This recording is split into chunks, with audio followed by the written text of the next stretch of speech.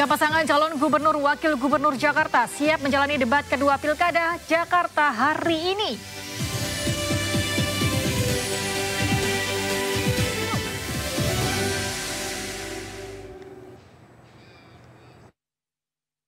Kita awali informasi siang hari ini pemirsa. Presiden Prabowo Subianto meninjau Satuan Pelayanan Makanan Bergizi di Magelang, Jawa Tengah di sela retret hari kedua.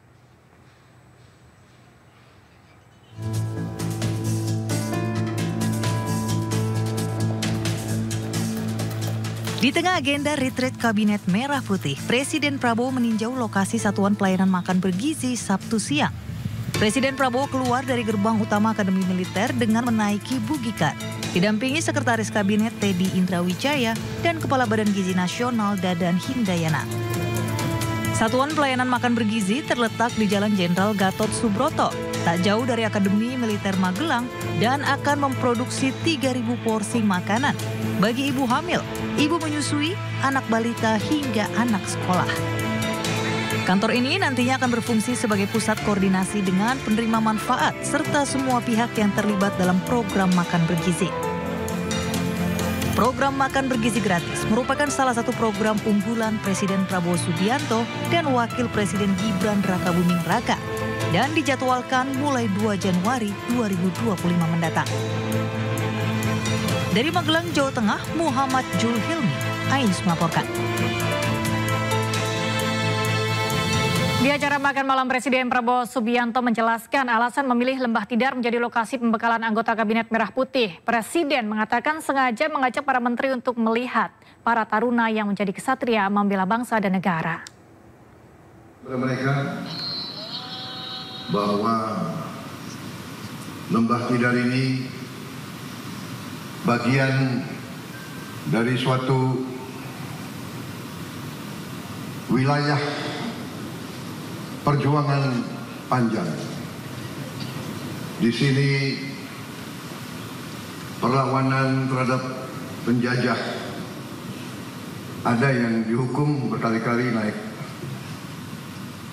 Tapi ini adalah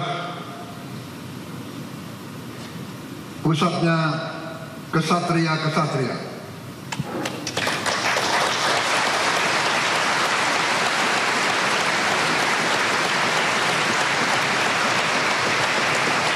Para kesatria adalah mereka yang dari sejak remaja memilih hidup melihat disiplinmu, bahwa seorang prajurit itu siap berkorban jiwa dan raga untuk bangsa dan negara, dan para menteri-menteri pun siap memberi segalanya untuk membela kepentingan bangsa dan rakyat Indonesia. Sejumlah menteri Kabinet Merah Putih bernyanyi bersama di Gedung Hussein Akademi Militer Magelang. Tak hanya menteri, Taruna Akmil juga ikut bergembira bersama.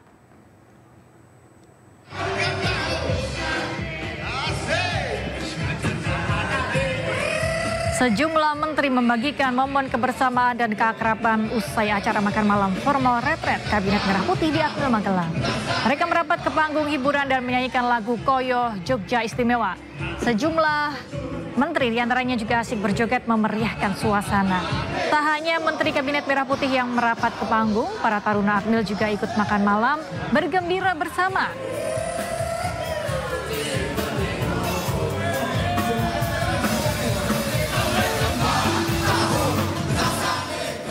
Ya, usai acara pembekalan Kabinet Merah Putih di Akademi Militer Magelang, Presiden Prabowo Subianto rencananya akan menuju lapangan Rindam 4 di Ponorogo untuk terbang ke Bandara Adi Sucipto menggunakan helikopter.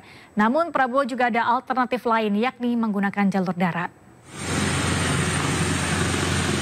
Warga padati lapangan Resimen Induk Kodam 4 di Ponorogo. Sejak pagi mereka menunggu kedatangan Presiden yang dikabarkan akan terbang menggunakan helikopter menuju Bandara Adi Sucipto. Terdapat 3 helikopter Puma milik TNI Angkatan Udara di lapangan Rindam. Rencananya Presiden Prabowo akan menaiki helikopter ini untuk ke Bandara Adi Sucipto, Yogyakarta sebelum kemudian pulang ke Jakarta. Namun selain menggunakan heli, Presiden Prabowo juga punya alternatif lain, yakni menggunakan mobil atau jalur darat. Pengamanan di lapangan Rindam 4 sendiri sangat ketat. Aparat TNI dan Polri terlihat menjaga seluruh area lapangan.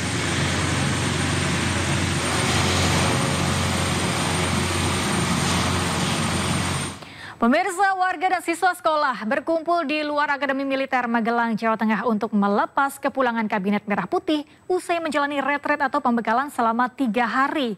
Wakil Presiden Gibran Rakabuming Raka sempat menghampiri warga sesaat setelah keluar dari Akmil Magelang sebelum bertolak menuju Bandara Adi Sucipto, Yogyakarta. Sejak pagi, ratusan warga dan siswa sekolah memenuhi area luar Akademi Militer Magelang melepas kepulangan Kabinet Merah Putih usai melaksanakan retret atau pembekalan selama 3 hari di Akmil Magelang, Jawa Tengah. Wakil Presiden Gibran Rakabuming Raka terpantau keluar Akademi Militer Magelang sekitar pukul 9.30 waktu Indonesia Barat. Gibran sempat melakukan pengecekan dan menerima laporan pasukan untuk melepas kepulangan Presiden Prabowo Subianto dan Kabinet Merah Putih. Gibran sempat membagikan buku dan susu kepada masyarakat sekitar sebelum menuju masuk ke mobil dinas dan meninggalkan Akademi Militer Magelang. Sementara itu Kabinet Merah Putih keluar dari Akmil Magelang pukul 10.00 waktu Indonesia Barat. Dari Akademi Militer Magelang, Kabinet Merah Putih akan menuju Bandara Adi Sucipto, Yogyakarta, kemudian pulang ke Jakarta.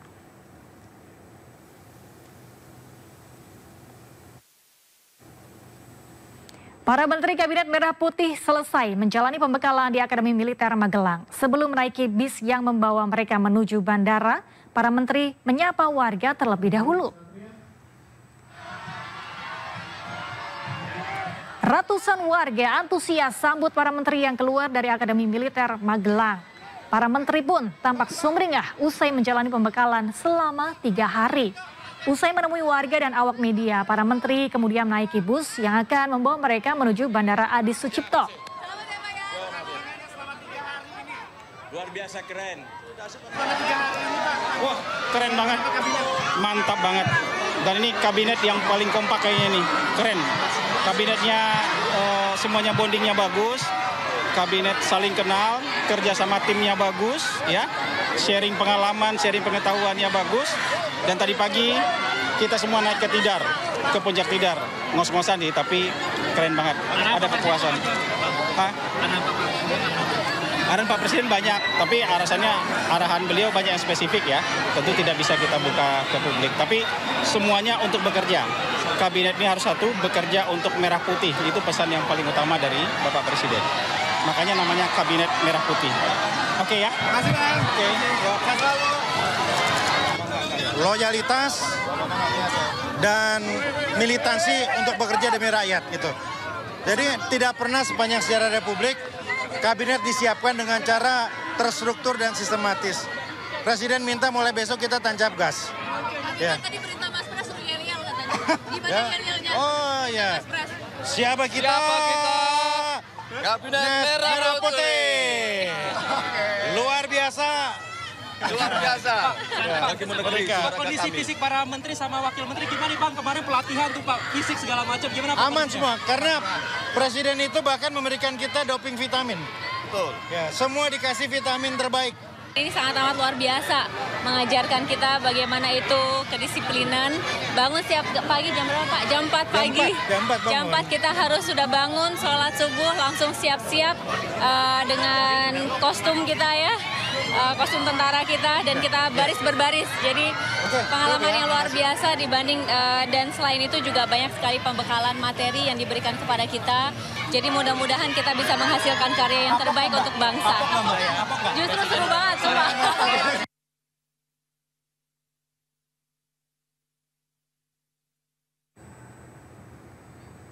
Momen menarik terjadi di Akmil Magelang, tepat di hari ulang tahun Mendagri ke-60 Tito Karnavian diguyur air oleh sejumlah menteri usai senam pagi.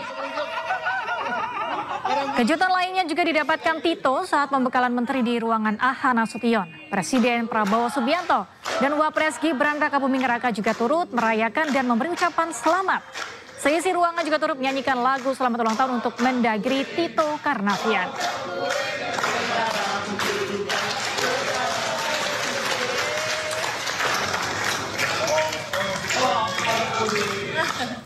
Sejumlah anggota Kabinet Merah Putih mengabadikan momen mereka menjalani pembekalan di Akmil Magelang seperti yang diunggah oleh Wakil Menteri Dalam Negeri Bima Arya Sugiarto melalui media sosialnya sambil mengenakan seragam tentara.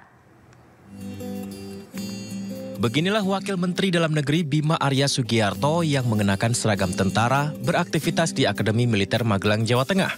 Ia pun mengupload dirinya melalui media sosial Instagram. Sama seperti Bima Arya, utusan khusus Presiden Bidang Pariwisata Zita Anjani juga mengunggah postingan kegiatan pembekalan di Akmil Magelang. Dalam postingan ini seluruh Kabinet Merah Putih mengenakan seragam tentara. Sementara itu, Wakil Menteri Lingkungan Hidup Dias Hendro Priyono tak begitu banyak memperlihatkan kegiatan pembekalan, namun ia bangga menunjukkan dirinya mengenakan seragam loreng khas TNI. Jika anggota kabinet banyak yang memperlihatkan kegagahan dengan seragam tentara mereka, lain halnya dengan Silmi Karim. Wakil Menteri Imigrasi dan Pemasyarakatan ini menunjukkan tenda-tenda tempat menginap jajaran kabinet selama pembekalan di Akmil Magelang.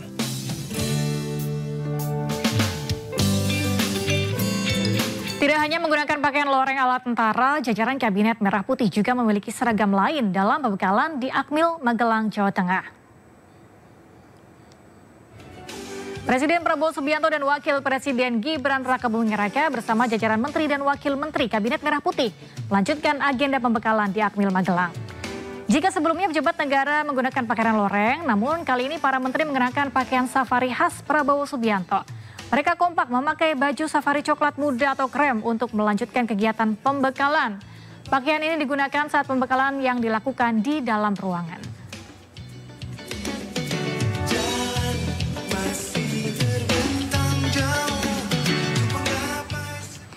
Retret di Akademi Militer Magelang, Jawa Tengah menjadi momen yang penuh kesan bagi jajaran Kabinet Merah Putih. Menurut anggota kabinet, kegiatan ini bukan hanya menguji fisik, namun juga menyelaraskan visi, membentuk sinergi dan disiplin sebagai satu tim.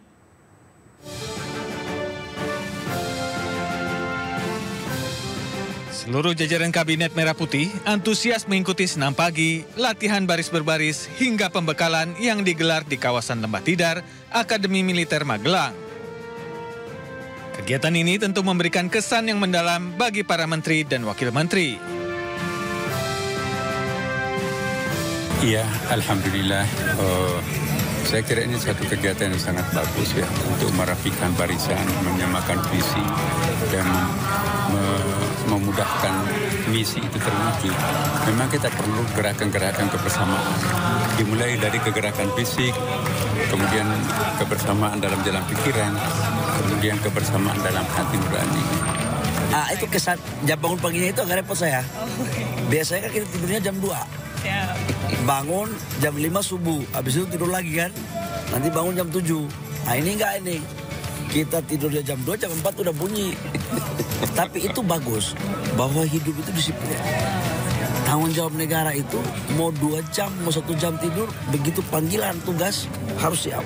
Ya, kesana sangat baik. Saya rasa ini adalah suatu langkah yang sangat efektif bagaimana kita di Kabinet Merah Putih ini bisa menyamakan langkah dan frekuensi, dan ini dibikin kegiatan yang saya rasa hampir mayoritas anggota kabinet tidak terbiasa, baik dari tidur di tenda, terus bangun jam 4 pagi langsung kita baris berbaris dan senam, kondisi juga materi-materi substansi yang sangat penting dalam pengelolaan pemerintahan. Jadi ini langkah yang dimana hubungan kemanusiaan itu sangat penting. Dari chemistry, dari hati, dan juga dari langkah. Jadi ini mempercepat karena Bapak Presiden ingin pemerintahan Kabinet Merah Putih bergerak cepat dan bekerja efektif. Kegiatan 2 hari ini sungguh luar biasa. Kekompakan dari seluruh anggota Kabinet Merah Putih, semangatnya, satu sama lain saling mengingatkan, berangkat bersama-sama, makan bersama-sama, berkegiatan bersama-sama, mendengarkan penjelasan bersama-sama, luar biasa. Saya melihat teman-teman anggota kabinet sangat senang, sangat gembira, banyak mendapatkan ilmu baru, dan terutama kekompakan Nah, saya melihatnya di sini hari pertama memang saling melihat karena belum hafal semua, saya pun juga baru ya kan, kaget-kaget juga. Tapi saya terima kasih kepada Bapak Presiden yang telah mempercayakan saya sebagai KSP. Saya berharap ada manfaat kami untuk berikan informasi langsung kepada beliaunya untuk menjaga marwah Kabinet Merah Putih yang insya Allah 5 tahun ke depan kita akan bekerja terus untuk kepentingan bangsa dan negara. Kesannya sangat semangat dan sangat terinspirasi sekali karena arahan Pak Presiden memang kita harus teamwork, dan saya rasa kita berolahraga bersama dan bertinggal bersama ini adalah suatu yang sangat efektif untuk kita bisa memulai teamwork, termasuk secara literally kita baris bersama harus berirama, dan itu pasti saya rasa akan ada manfaatnya untuk ke depan bahwa kita harus berirama. Dengan semangat baru diharapkan pemerintahan Prabowo Gibran serta jajaran Kabinet Merah Putih mampu membawa rakyat Indonesia lebih maju dan sejahtera. Seiring bertambahnya jumlah kementerian lembaga di pemerintahan Prabowo Subianto, Menteri Keuangan Sri Mulyani Indrawati merombak rencana kerja anggaran dan daftar isian pelaksanaan anggaran 2024-2025. Selain melakukan penyesuaian rencana anggaran, Menteri Keuangan juga mendorong percepatan penyelesaian struktur organisasi dan tata kelola bagi kementerian dan lembaga yang mengalami perubahan. Menteri Keuangan Sri Mulyani Indrawati merombak rencana kerja anggaran kementerian lembaga dan daftar isian pelaksanaan anggaran tahun anggaran 2024-2025 serta penataan barang milik negara kementerian lembaga. Perombakan tersebut dilakukan seiring dengan bertambahnya jumlah kementerian lembaga di Kabinet Merah Putih pemerintahan Prabowo Subianto. Dengan bertambahnya jumlah kementerian lembaga di Kabinet pemerintahan Prabowo, Sri Mulyani mengatakan perlunya penyesuaian DIPA untuk pelaksanaan anggaran serta penataan kembali status barang milik negara.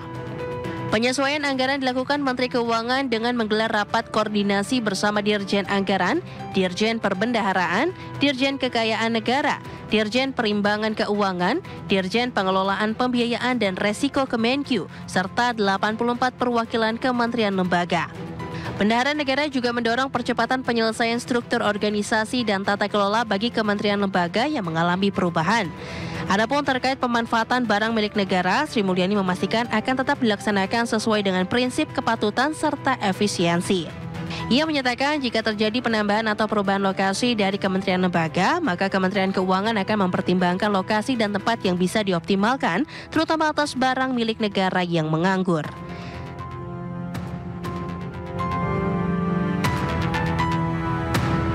Marilah kita jujur mengakui bahwa birokrasi di kita sangat terkenal. Sangat terkenal ribetnya, sangat terkenal lambatnya. Bahkan ada pembicaraan oleh rakyat kita bahwa birokrasi pemerintah kita sering mempersulit, bukan mempermudah keperluan rakyat. Bahkan ada yang mengatakan kalau bisa dibikin sulit, kenapa dibikin mudah? Dalam sidang Kabinet Paripurna pertama bersama jajaran Kabinet Merah Putih, Presiden Prabowo Subianto belak-belakan soal rumitnya birokrasi di Indonesia baik di tingkat pusat maupun daerah. Selain berliku, Presiden menyebut demokrasi, maksud kami birokrasi pemerintahan juga terkenal lambat dan ruwet sampai membuat rakyat kesulitan. Presiden juga menyebut adanya ungkapan di tengah masyarakat, kalau bisa dipersulit, kenapa dipermudah? Yang menggambarkan sulitnya birokrasi pemerintahan. Melihat kondisi tersebut, Prabowo meminta agar para menteri di jajaran Kabinet Merah Putih tak ragu-ragu memberikan pelayanan terbaik untuk rakyat, termasuk melakukan perbaikan birokrasi.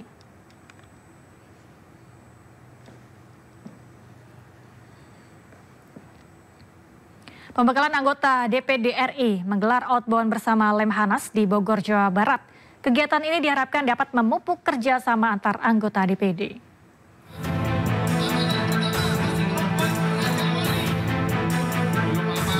Anggota DPD bekerja sama dengan Lemhanas RI mengikuti kegiatan outbound yang diselenggarakan di wilayah Kota Bogor. Kegiatan yang berlangsung selama 2 hari penuh diisi dengan serangkaian aktivitas yang dirancang untuk kerjasama, kepemimpinan, dan komunikasi antar anggota DPD RI. Outbound yang diikuti lebih dari 100 senator DPD RI ini digelar guna memberikan bekal nilai kebangsaan. Para anggota mengikuti berbagai simulasi dan permainan yang menekankan pentingnya kekompakan. Salah satu anggota DPD, Alfian Syah Komeng, menilai kegiatan outbound sebagai salah satu kegiatan baik untuk memberikan pengetahuan terkait nilai kebangsaan Indonesia.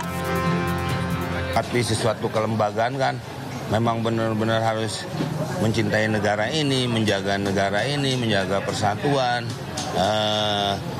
NARG harga mati, udah nggak diskon lagi, udah harga mati. Jadi kita harus betul-betul supaya disiplin. Kalau udah disiplin, mudah-mudahan kita nggak bisa diselipin. Kayak gitu. Itu aja sih. Ya diselipin itu Jakarta Barat. Selipi itu mah. Oh, selipi. Banyak ahli-ahli yang sudah bicara, yang memaparkan baik kondisi politik lokal, nasional, global, kemudian fenomena yang akan terjadi, ancaman, tantangan, hambatan dan gangguan, peluang. Nah, hari ini praktek. Kegiatan ini pun diharapkan dapat memberi dampak positif khususnya dalam kerjasama antar anggota, sehingga aspirasi dan kebutuhan daerah dapat lebih maksimal diperjuangkan. Dari Bogor, Jawa Barat, Amrina Rida, Jemi Jasin, Ainis melaporkan. Maklar kasus suap dan sekaligus mantan pejabat Mahkamah Agung Zaraf Richard ditahan Kejaksaan Agung. Informasinya sesaat lagi, tetaplah di Sindo Siang.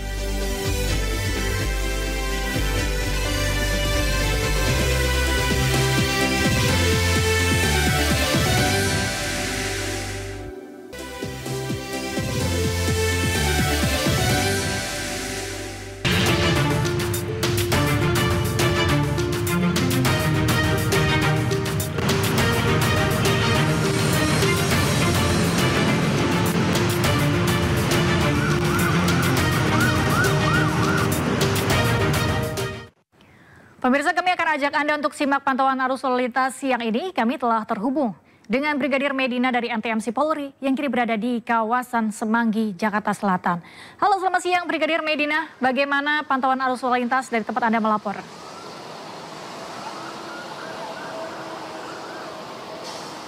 Baik, terima kasih rekan Galuh dan juga selamat siang pemirsa pada aktivitas akhir pekan Anda. Kami akan mengajak pemirsa untuk mengetahui kondisi arus lalu lintas langsung dari kawasan Semanggi, Jakarta Selatan. Di mana dapat Anda lihat bersama di layar kaca Anda arus lalu lintas pada siang hari ini terbilang cukup ramai dan juga lancar dari berbagai arahnya. Yakni arus lalu lintas dari arah Gatot Subroto yang akan menuju ke arah Selipi, Tobang ataupun Grogol saat ini dalam situasi lancar.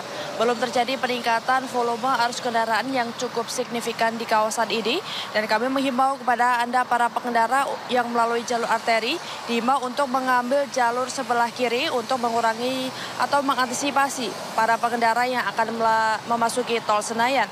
Kemudian arus lalu lintas dari arah Gatot Subroto yang akan berbelok kiri menuju ke arah Kuningan, Pancoran ataupun Cawang, ataupun yang akan melintas di bawah flyover menuju ke arah Blok M maupun Bundaran HI saat ini dalam situasi kondusif lancar. Dan kecepatan kendaraan di kawasan ini dapat ditempuh berkisar 40 hingga 60 km per jam. Dan kami menghimbau kepada Anda para pengendara yang melewati kawasan ini agar selalu berhati-hati dan menjaga batas kecepatan maksimal kendaraan Anda dikarenakan banyaknya aktivitas masyarakat di kawasan ini. Selanjutnya arus lalu lintas di tol dalam kota, yakni dari arah tol Cawang Grogol yang akan menuju ke arah Senayan ataupun sebaliknya saat ini dalam situasi lancar. Dan pemirsa, tidak lupa kami menghimbau kepada Anda para pengendara untuk selalu mentaati peraturan dan rambu-rambu lalu lintas demi terciptanya keamanan, keselamatan, ketertiban dan kelancaran dalam berlalu lintas. Dan kami mengucapkan terima kasih bagi Anda yang sudah tertib dalam berlalu lintas. Nah, pemirsa, meskipun arus lalu lintas di kawasan ini terbilang cukup normal di berbagai arahnya, diharapkan kepada para pengendara untuk menempuh kecepatan kendaraan dalam batas normal, tetap berkonsentrasi pada saat berkendara, serta selalu mengikuti arahan dan juga petunjuk dari petugas kami yang berada di lapangan untuk kelancaran arus lalu lintas maupun untuk keselamatan diri Anda pribadi maupun pengendara lain. Dan pemirsa, bagi Anda yang ingin mengupdate informasi selengkapnya seputaran arus lalu lintas, Anda dapat menghubungi call center kami di 1500669 ataupun melalui SMS kami di 9119. Demikian yang dapat kami informasikan langsung dari kawasan Semanggi, Jakarta Selatan. Semoga bermanfaat. Selamat siang dan salam presisi. Silakan kembali ke studio. Ya, terima kasih Brigadir Medina atas laporannya dari kawasan Semanggi, Jakarta Selatan. Selamat bertugas kembali dan salam presisi.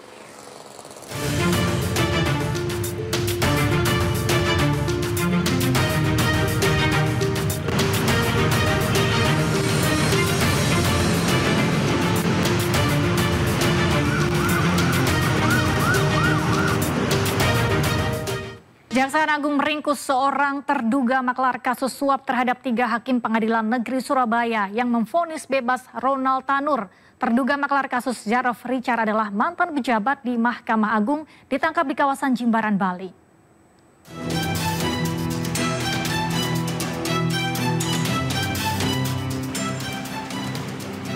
Kejaksaan menangkap seorang mantan pejabat di Mahkamah Agung berinisial ZR yang diduga terlibat kasus suap 3 hakim Pengadilan Negeri Surabaya yang memvonis bebas Ronald Tanur.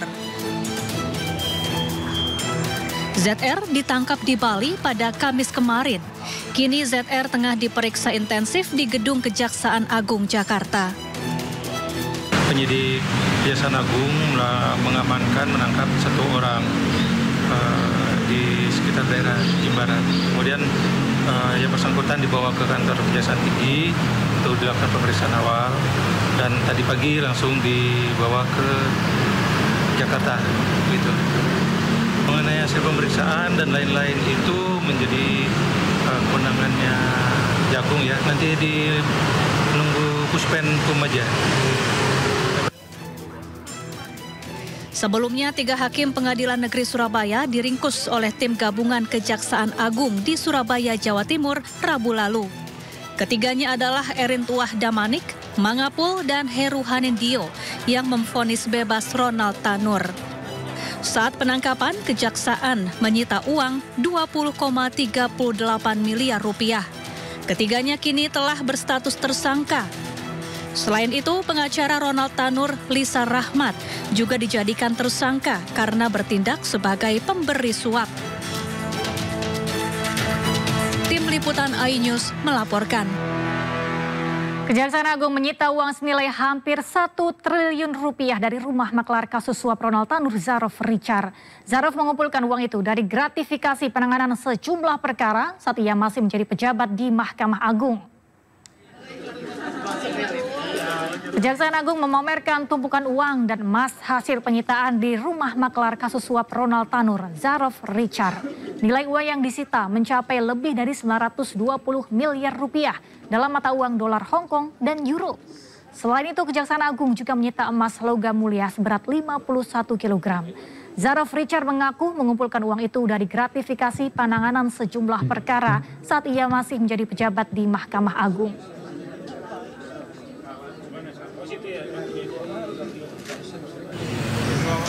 Zarov Richard kini ditahan oleh Kejaksaan Agung. Zarov merupakan mantan pejabat di Mahkamah Agung dan pensiun pada 2022. Ia pernah menduduki sejumlah jabatan strategis di MA. Dalam LHKPN, harta kekayaan Zarov tercatat lebih dari 51 miliar rupiah. Selain itu, Zarov Richard merupakan produser film Sang Pengadil yang tayang di bioskop Oktober 2024. Film ini berkisah tentang kehidupan seorang hakim.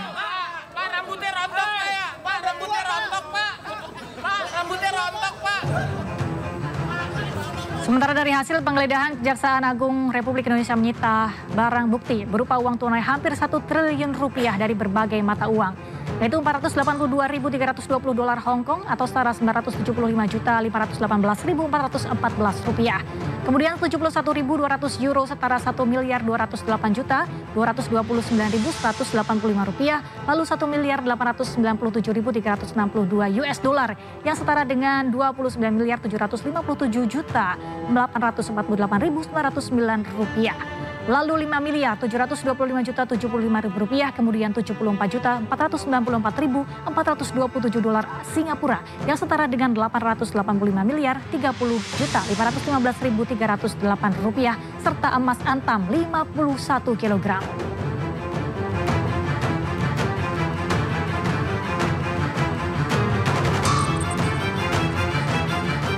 Usai vonis bebas dibatalkan, Kejaksaan Tinggi Jawa Timur kini menunggu salinan putusan dari Mahkamah Agung untuk bisa mengeksekusi Ronald Tanur.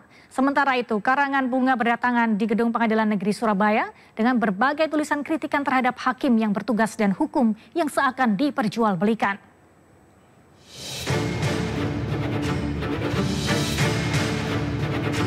Mahkamah Agung membatalkan vonis bebas untuk Gregorius Ronald Tanur, terdakwa penganiayaan hingga menyebabkan kekasihnya Dini Sera Afrianti meninggal dunia dan dinyatakan Ronald Tanur dihukum 5 tahun penjara. Atas putusan tersebut, Kejaksaan Tinggi Jawa Timur kini menunggu salinan putusan kasasi dari Mahkamah Agung tersebut untuk mengeksekusi Ronald Tanur. Kejati Jatim memastikan jika pencekalan sudah dilakukan berkoordinasi dengan imigrasi yang berlaku selama 6 bulan. Jelas kami sudah agak berbesar hati karena dia terbukti bersalah, itu yang pertama. Nanti kita upayakan petunjuk-petunjuknya seperti apa. Tentu kalau memang sudah sampai kasasi kan, kecuali kalau ada novum bisa kita PK. Nanti bagaimana itu sikap finalnya. Jelas pada saat ada pengajuan upaya hukum tidak akan mengalami eksekusi. Maka melaksanakan sesudah ada putusan bisa kami dandai. Dan kita harus punya petikannya dulu. Jadi tadi masih belum terbuka, masih terkait yang bersangkutan. Dan kita tidak tahu, yang jelas sudah dalam pencekalan. Insya Allah aman. Sementara itu, karangan bunga berdatangan di Gedung Pengadilan Negeri Surabaya dengan berbagai tulisan kritikan terhadap hakim yang bertugas. Pihak Pengadilan Negeri Surabaya mengaku tidak mengetahui siapa pengirimnya karena karangan bunga tersebut baru ada pada malam hari. Karangan bunga dengan kata-kata kritikan pedas ke hakim menarik perhatian warga yang melintas di depan Gedung Pengadilan Negeri Surabaya. Bersyukurlah, akhirnya kebenaran itu terungkap gitu loh. Dan kalau lihat tulisan-tulisan di sini itu kan ya menggambarkan suara dari masyarakat yang menilai bahwa putusan dari Ronald Tanur waktu itu ya ada sesuatu. Sebelumnya, 3 hakim PN Surabaya, Heru Hanindyo, Mangapul, dan Erintua Damanik menjadi sorotan karena memvonis bebas Gregorius Ronald Tanur yang didakwa menganiaya kekasihnya Dini Sera Afrianti hingga meninggal dunia pada 24 Juli lalu. Ketiganya kini ditangkap karena terbukti menerima suap dari kuasa hukum terdakwa. Dari Surabaya, Jawa Timur, Hari Tambayong, iNews melaporkan.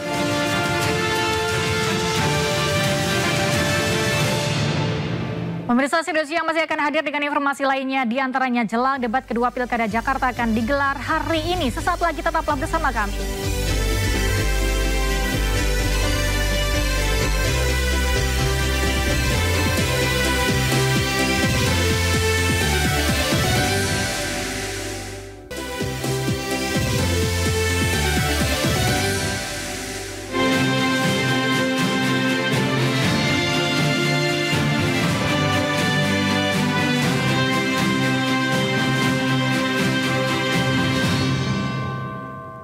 Sido Siang kembali menjumpai Anda pemirsa. Kericuhan antar pendukung calon Bupati Situbondo terjadi saat debat Pilbub Situbondo yang diselenggarakan di Surabaya, Jawa Timur. Kericuhan terjadi usai Cabup nomor urut 1 Yusuf Rio Wahyu Prayogo mempertanyakan komitmen anti korupsi Cabup nomor urut 2 karena Suswandi yang diketahui berstatus tersangka oleh KPK.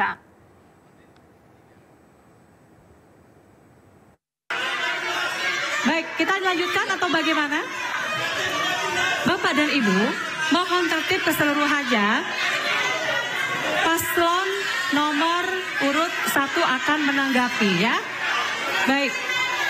Kericuhan antar pendukung Cabup Cawabub Situbondo dalam program debat berawal ketika Cabup nomor urut 1 Yusuf Rio Wahyu Prayogo bertanya kepada Cabup nomor urut 2 karena Suswandi. Anda sendiri masih dalam kondisi yang seperti itu. Rio menyoroti komitmen Karna yang menjanjikan pemerintahan bersih bagi Situbondo yang menurutnya bertentangan dengan status hukum Karna sebagai tersangka KPK. Situasi pun makin tegang usai pertanyaan tersebut. Baik, kita tidak akan bisa lanjutkan kalau Anda masih berdiri dan seperti itu. Pasangan 02 terutama pada Pak Karna Suswandi, apa yang terjadi pada hari ini dan bagaimana kira-kira respon Anda dengan komitmen atau visi ke depan bahwa pemerintahan yang bersih sementara Anda sendiri masih dalam kondisi yang seperti itu. Jadi ini bagian terpenting dalam konteks good and clean governance. Ini menjadi hal yang sangat serius, isu yang paling serius di dalam konteks demokratisasi, sehingga ini perlu sekali saya mendapatkan respon dari Pak Karna dan Bu Nyai. Mungkin itu, terima kasih. Usai statusnya sebagai tersangka KPK disinggung, Karna Suswandi menyebut status tersangkanya masih dalam tahap dugaan. Lalu ia menegaskan bahwa kini tengah mengajukan pra-peradilan untuk membatalkan status tersangkanya. Mas Rio menyampaikan kalau saya sekarang sebagai tersangka.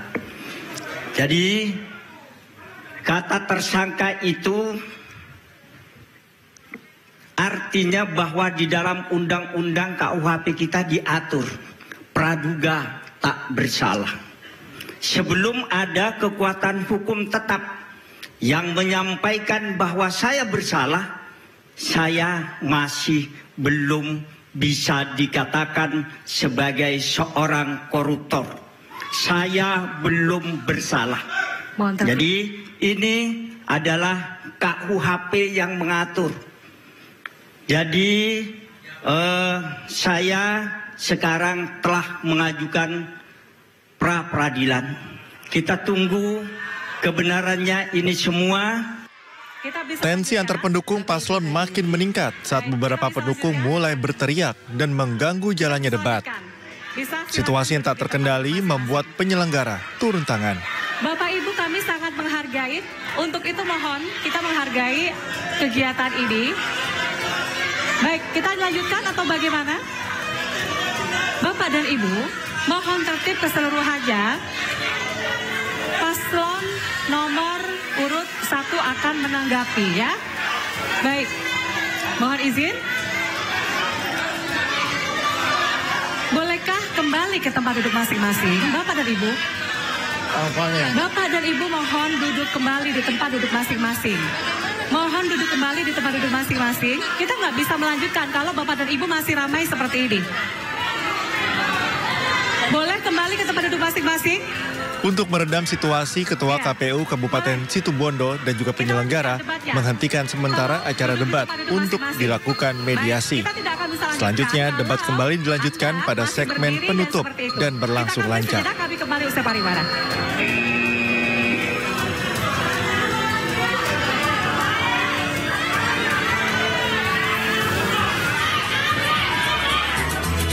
Pemirsa, 3 pasangan calon gubernur wakil gubernur Jakarta menyatakan siap jalani debat kedua Pilkada Jakarta.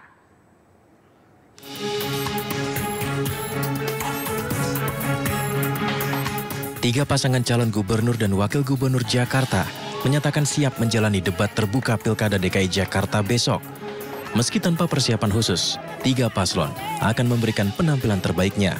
Calon nomor urut 1 Ridwan Kamil menyatakan akan belajar lebih banyak untuk menguasai topik-topik yang disiapkan dalam tema debat nanti.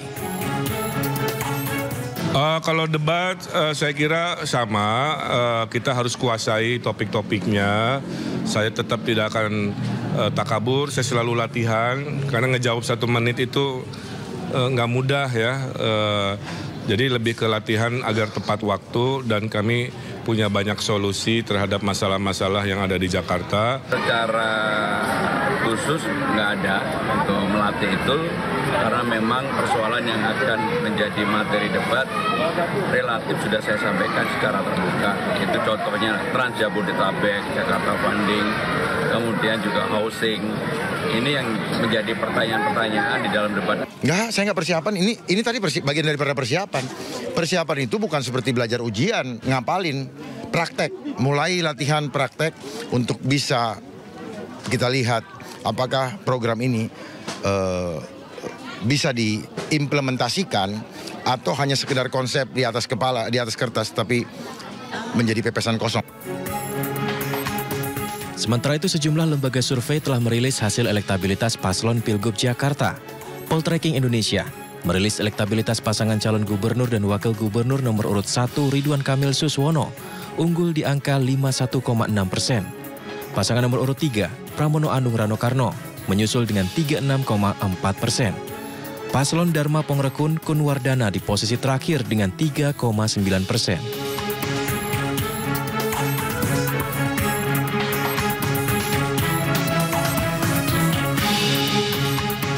Hasil berbeda dengan survei yang dirilis oleh Lembaga Survei Indonesia. Pramono Anung Rano Karno memimpin dengan 41,6%. Kemudian diikuti oleh Ridwan Kamil Suswono dengan 37,4%. Lalu berikutnya Dharma Pongrekun Kunwardana dengan 6,6%.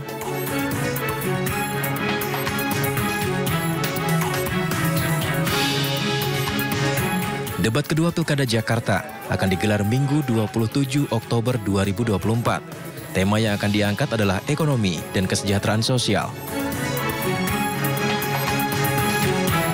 Dari Jakarta, Tim Liputan iNews melaporkan.